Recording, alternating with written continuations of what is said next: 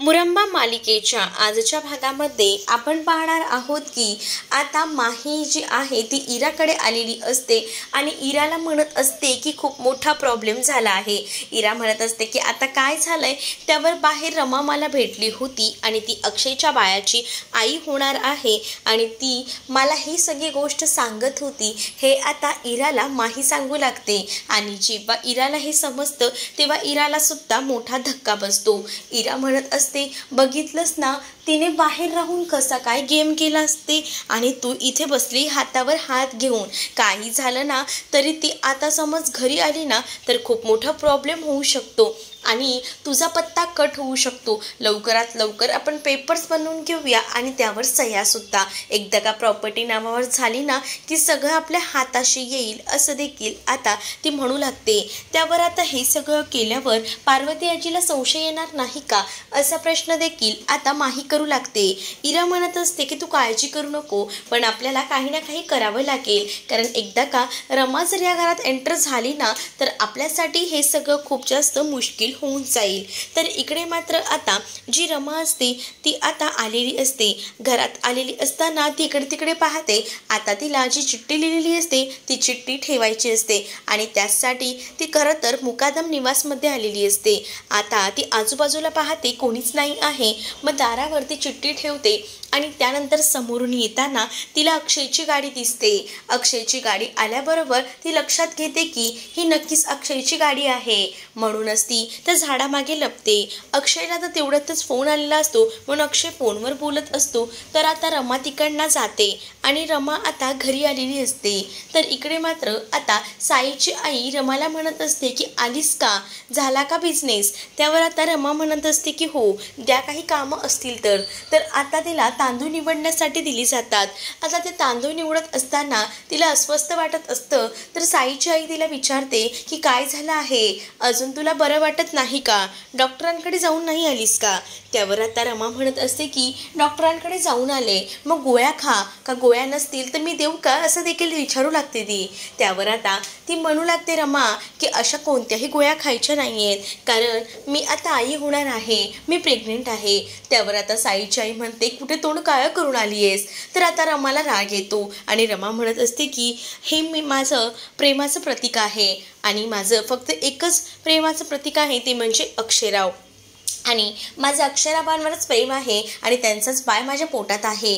मग तुम्हाला हे जर चालणार नसेल तर मी इकडनं जाते।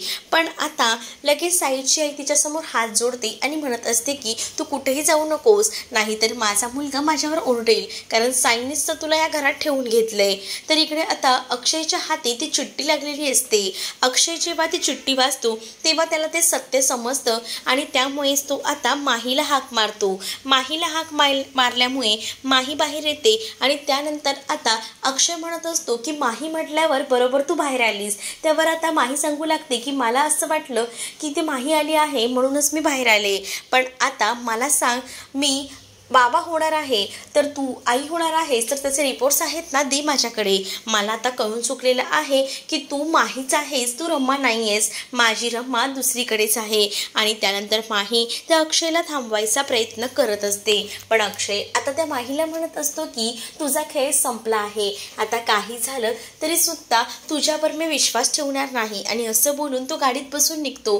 तर इकडे दार वाजतं, म्हणूनच आता रमा जी आहे ती खुश होते। रमा दार उघडते तर अक्षय आलेला असतो आणि अक्षय दारावरच येऊन रमाला म्हणत असतो की रमा, तू आई होणार आहेस आणि मी बाबांना, इतकी आनंदाची गोष्ट आहे, आणि तू मला अशा पद्धतीने सांगितलीस आणि मी तुला भेटायला येणार नाही असं होईल का।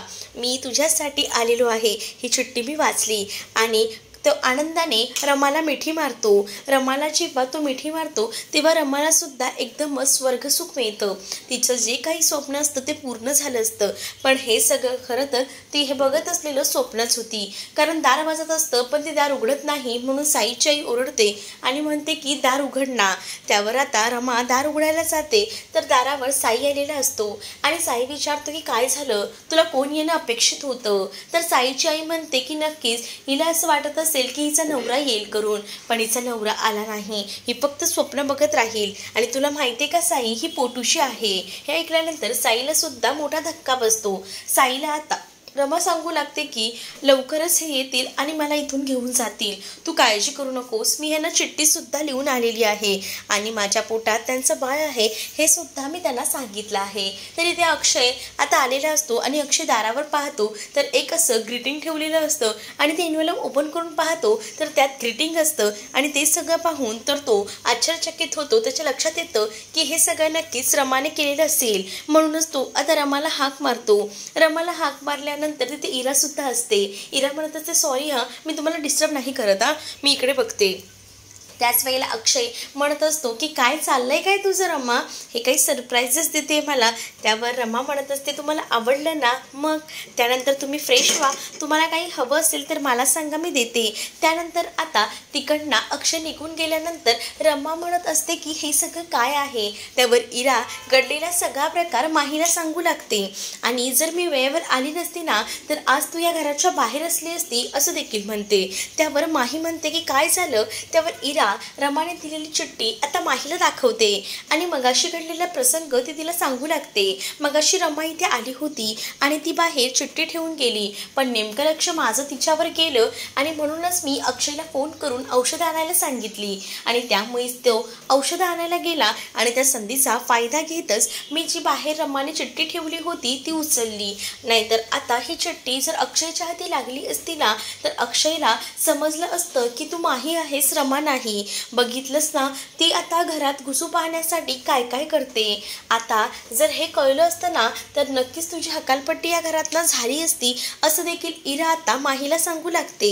आता इराने माहीला ही सगळी गोष्ट सांगितल्यानंतर माहीला सुद्धा धक्का बसतो. माही म्हणत असते मग आता आपण काय करायचं. त्यावर इरा म्हणू लागते की मी तुला जे सांगितले ते लवकरच पेपर तयार करून आपल्याला आपलं काम निपटून घ्यावं लागेल, तेव्हाच तर आपला फायदा आहे.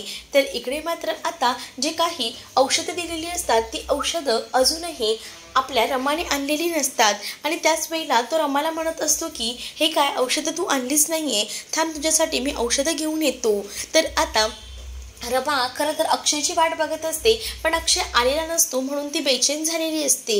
आता या घरात तुमच्यावर मी ओझं झाली आहे असं देखील ती साईला म्हणते. साई म्हणत असतो की तू आईच्या बोलण्याकडे लक्ष देऊ नकोस, मी तुला कधी काही बोललो आहे का, हे घर तुझंच आहे, तुला जितके दिवस राहायचं आहे ना तितके दिवस तू या घरात राहू शकतेस आणि तसंही तू जास्त विचार करू नकोस कारण तुझ्या पोटात आता बाळसुद्धा आहे, तू इथे बस बरं निवांत.